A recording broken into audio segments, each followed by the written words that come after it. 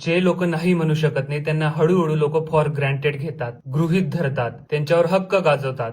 गीतेत कृष्ण म्हणतात, स्वधर्म निधन श्रेय परधर्म भयावह. अर्थात दुसऱ्यांना खुश करण्यासाठी नाही तर योग्य ते करण्यासाठी जगा. कारण सगळ्यांना खुश करताना माणूस स्वतःलाच विसरतो. खरं तर या नाही म्हणण्याची सुरुवात आपली प्रत्येक गोष्टीत हो म्हणण्यापासून होते. कोणी पैसे मागितले, हो देतो ना. एक्स्ट्रा काम करायला सांगितलं, हो करतो ना. मित्राने मदत मागितली, हो करतो ना. नात्यात ऍडजस्टमेंट करायची असेल, हो मीच करतो ना. अशा वेळी होतं काय, लोक सुरुवातीला तर कौतुक करतात, पण त्यानंतर खरा प्रॉब्लेम सुरू होतो. तो म्हणजे या लोकांना त्याची सवय होते. त्यानंतर या सवयीचा बदल अपेक्षेमध्ये बदलतो. अपेक्षा ही हक्कामध्ये बदलते आणि हे लोक तुमच्यावर हक्क गाजवायला लागतात. पण जर त्यानंतर तुम्ही त्यांना नाही म्हटलं तर यांना येतो राग. मग लोक आपल्याला फॉर ग्रँटेड का घेतात? कारण तुम्ही कधीच त्यांना नाही म्हणत नाही. तुम्ही नेहमी त्यांच्यासाठी अवेलेबल असतात. तुम्ही कधीच त्यांचा विरोध करत नाही. तुम्ही कधीच तुमच्या मर्यादा त्यांना सांगितल्या नाहीत. उदाहरण बघूया. जेव्हा नात्यामध्ये आपण ऍडजस्टमेंट करतो तेव्हा समोरचा व्यक्ती त्याच्या मनासारखं वागतो. जेव्हा नेहमी आपण पैसे देतो तेव्हा लोकांना वाटतं हा तर देणारच. ऑफिसमध्ये सुद्धा जेव्हा आपण एक्स्ट्रा काम करतो तेव्हा लोकांना वाटतं हे तर आपलंच काम आहे.